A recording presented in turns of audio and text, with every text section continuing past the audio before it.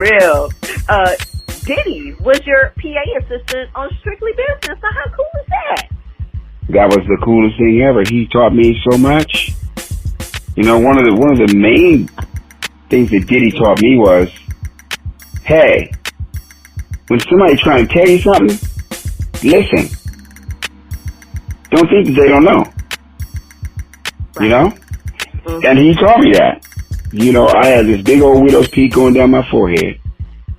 And then he said, cut that off. You know? Okay. And he was there to help me, you know, get ready for the role in a New York City cultural way. You know, he was kind of like, he was a stylist, A&R person. He was just the guy to get me hip, get me to where I needed to be for that movie role. And I was like, nah, I ain't cutting that, man. You know? So when I saw it on the screen, it looked like I had a big giant shark fin in my forehead. And he was trying to tell me. So doesn't understand the reason that he goes on to be who he is. Because he already knew. Right, you know? Right. So I learned my lesson. I was like, when somebody tries to tell me something in the future, I'm going to listen. Okay. Let's see, other things I didn't know. You were an inch away from actually being on A Different World as Dwayne Wayne. Oh, I think I was less than an inch. Less than an inch. And I wanted to, yeah, I mean, you know, and I thought that was my whole future. I thought my whole future just went down the toilet. You know, that's one of the reasons why I wrote the book. I wrote the book because I want to be able to pass on all of the lessons learned so that someone won't think the same way I thought about it, because I thought, oh, this is over. I've been catching the bus for 3 years, you know, doing comedy in clubs. No one's paying attention to me. I got all these hot deals looking me in my face, you know. At the end of the day, nothing came out of them. I got this one chance left to finally be on TV, and that didn't happen. So what the heck? You know? Right. And I'm thinking it's over. You know? And my mother, she told me I was going to come home. You know? Way to go. And, yeah. And she sent me a $20 bill in the mail and was like, I know you need it. And don't leave. You know? And sure enough, In Living Color came. And if you think about A Different World now compared to In Living Color, who's still around? Right. So the book is for that. The book is for you. The book is for anybody who somebody can be in China and pick it up and say, wow, you know, this is a toolbox. This is a utility belt. This is an index. This is a roadmap to faith and success, you know? Mm-hmm. I definitely would have felt inspired when I read it. It definitely, you know, like, wow, you know, you have those times when you don't know if you can do it, but I'm like, no, thank you for sharing your story, because, you know, it takes that for other people, you know, to be able to kind of get that, like, you know, confidence to say, yeah, you know, I can do that too. So that's really dope. Yes. And another thing, you almost said no to In Living Color. Almost. I know, with my stupid butt, my stupid ass, you know. Thank God you did. Yeah, because I had let all that disappointment and anger, you know, and frustration. I had let it influence my thinking. Mm-hmm. You know, so the outgrowth of that was like despair. Like I don't want to hear nothing now. No. Right. You know what I mean? And I had the ability to listen, all right, because my agent said, why don't you just go in there and do it? If you get it, you get it. If you don't, you don't. I mean, just play the odds. Mm-hmm. You know, you don't lose nothing if you go, and you don't lose nothing if you don't go. That's right. You know? So why don't you just go? Because you can. You know, and look what happened. Mm-hmm. That's right. Yeah. And let me see, we would have never gotten all the wonderful characters that, you know, are just oh, I think, yeah. That is so true, isn't it? I don't think about it like that sometimes. Yeah, I don't think about that sometimes. I know. Oh, Michael Jackson, am I black or white? Yeah. We don't know. Black or white, you tell me. We don't know. He said, at the end, he got arrested. He said, well, I guess I am black. I guess I am black. Sure, even though I look purple. I know, right? I'm telling you, look, I showed that to my son, my 6-year-old son. He be having that on replay on YouTube. Talk about the hey, then what the Home Alone one? Hey, that's Home Alone. Really? Yes, he loves it. Yes, it just shows you that good. You know, it was good. It's great. It's gonna transcend generations. You know what I'm saying? Like he really loved it. Yeah, you know, I think it's kindred spirits because I found out he has the same birthday as you too. So Scorpio season. No. You know? Are you serious? That's cool. Yes. So your story is amazing and so very touching. So tell us about how your mother, Barbara Davidson, came into your life. Randomly, but not really.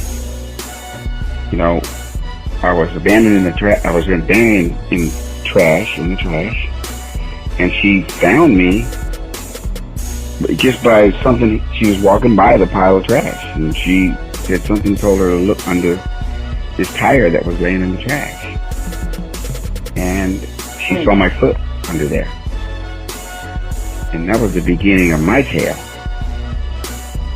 You know, that tells that story right there. You know, right. It all went from there. Oh my goodness, you know. Thank God she found you. You know. It was yeah. Yeah, she sounded like she was the coolest mom. Like, you know, she really did. Like, she defended you a lot at school too. You know. Yeah, she did. I mean, she wasn't for no racism.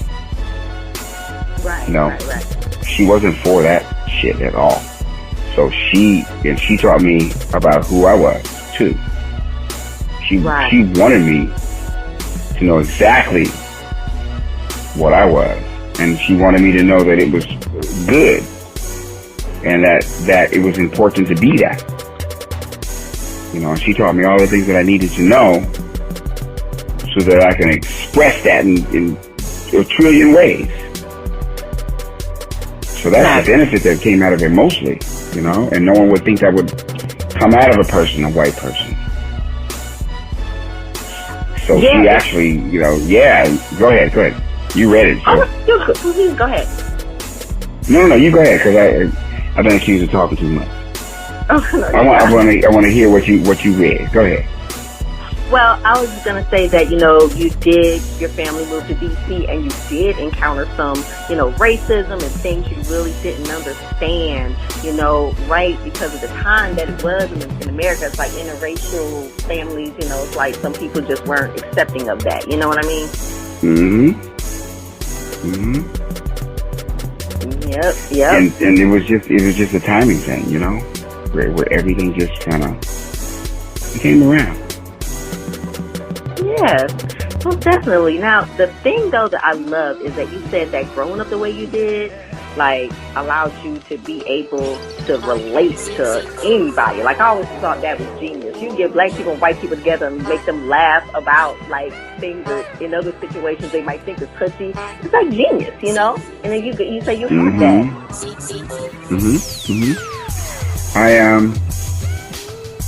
It was just, you know, because of the way I was like a seed, you know, and I got planted in my life. I got planted in the garden of all kind of different people. So I'm influenced by every group, every type of person, you know, ethnically, religiously, you know, spiritually, however. I got touched by all of them, you know. Right. And that's you know, that influenced my comedy. That influenced me as a person. Yeah, definitely would think that would really shape, you know, who you are. For sure, you know. And then just talking about like how you was coming up in your career, and like you was at the Comedy Store, and you got a chance to, oh my gosh, witness like Richard Pryor, and that story was hilarious. True. Yes. And just what was it like being around them? Rock Harris and even like Eddie Murphy, like all of them. Like, what was the experience like working alongside them? Exhilarating. It was. I can't match the experience. It's hard to match the experience, man, because I was right where I was supposed to be. See, I was becoming one of the best comics there is. But I was around the best comics that there is. You see? Right. So here I am. It's like feeling like Michael Jordan, probably. Or feeling like Tom Brady, probably. Being around the best people that elevate you to another level. Bring out the best in you. How can I go around Eddie Murphy and not be my best? How can I go around Martin Lawrence, D.L. Hewley, Robin Harris, Roseanne Barr, Seinfeld, Chris Rock? How can I be around those people and not be good? Them being great made me even better, because it was the level of the water was high. Right. Definitely. So would you describe your the way you approach comedy as a certain way? Like, do you have your own like philosophy? Like, this is the Tommy Davidson style, that nobody else is. Like, you have a certain philosophy to drive that? Yeah, I do. It's the style that's I have the kind of style that's an undefinable style. I got the undefinable style. I got the style that you experience through experiencing it, if that makes any sense. It's an element of everything that you've seen in comedy in one. Right. So my style is kind of almost like a stylist style. Okay. You just go in there and you just laugh. And you laugh hard. And you get what I'm doing. And that's what it's all about. It happens too fast for you to analyze it, man. I'm going right to the funny bone. I ain't playing. Well, that's what people come to see, so. Oh, yeah. There you go. You're doing it right, if that's exactly the reason. People say, I get this said to me all the time, just like Eddie Murphy, man, just like Kevin Hart, man. I mean, you can do, why don't you do what, like, when Kevin, or when Eddie Murphy, a deal, especially he's entertainer, he does it, and then this and everything, and I don't listen to none of it. Right. Because it's hard to attach that to what I do. Mm-hmm. It's hard to use anyone as a reference when it comes to comedy, because I have my own approach. Exactly. Mm-hmm. So it's hard to describe. Okay, well that's what makes you you. There you go. Yeah, exactly. Yeah, we back. It's the Boom Bap Hour Uncut. Word, man. That shit was Tommy dope. Davidson interview. We gonna come back with a part 2 with that, y'all. Yeah, that was crazy. He dropping bombshells all through this mug, okay? Knowledge, baby. Yo, he crazy, yo. Motherfucker funny. So down to earth, so cool. I fucks with TD, Tommy Davidson. Yes. Word, man. Yo, he was like, to me, one of the funniest characters on In Living Color. Man. Yeah, he was, fact. man. Man, the Michael Jackson. Yeah, the Michael you Jackson tell me if I'm black or white. Hey, we did he do Sammy Davis real good. He should play Sammy. Man. They should have a Sammy movie. Yeah, he should play him. Yo, he got a story on here that I'm not gonna spill it, but y'all gotta listen to the interview. We get that on part 2. Or is it part? Yeah. We can.